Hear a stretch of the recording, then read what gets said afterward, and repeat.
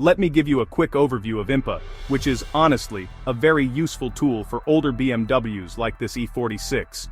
It's also incredibly affordable, with the cable costing around $30, and the software is usually included. I'll link a few trusted sources in the description. First, let's plug the cable into the OBD port. INPA works best on Windows 7, which tends to be the most reliable setup for these clone tools. Now I'll launch the software. As you can see, INPA instantly detects that I am connected. The battery and ignition indicators are on, which means the car is communicating properly. If the ignition were off, those circles would be blank. From here, we can select the model. For the E46, that is F2. Once inside, INPA shows us all the available control modules. Since I have a check engine light, let's start with the engine module. Because this is a 4-cylinder, it should be the M47. You know, I do get this warning sometimes saying the versions do not match, but honestly, it does not stop me from accessing the module. As long as the control unit is present and communicating, I can continue. So, the first thing most people will want to do is read the fault codes. Let's go into error memory, or just press F4. From there, you can read the codes or clear them. F1 reads the fault codes and, honestly, one of the best things about INPA is how much detail it gives you. You do not just get a code, you also get freeze frame data, which shows the exact conditions when the fault appeared.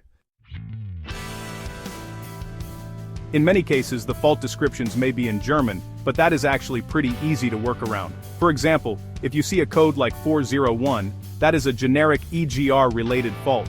And if you are not sure what a code means, you can simply print the report, save it, or even take a photo and upload it to ChatGPT. That makes it much easier to understand the problem and narrow down the likely cause.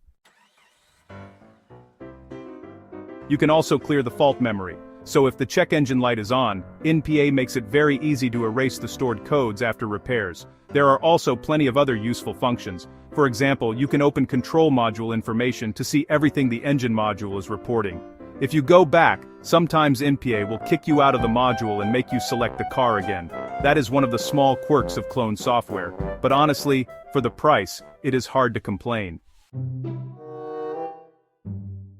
Let's go back into the E46 menu and try another module. For example, the airbag module.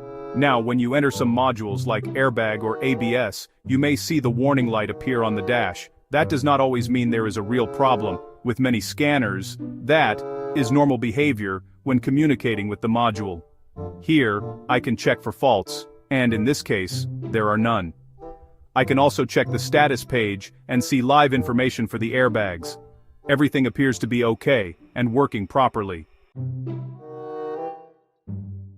Now, let's go back and try another module like the widescreen monitor. I have actually been having issues with mine while working on the navigation system, so this should be interesting. The screen module and navigation module are separate, so even if the navigation unit has a problem, the radio may still work. If the navigation module is faulty, you might end up with a black screen.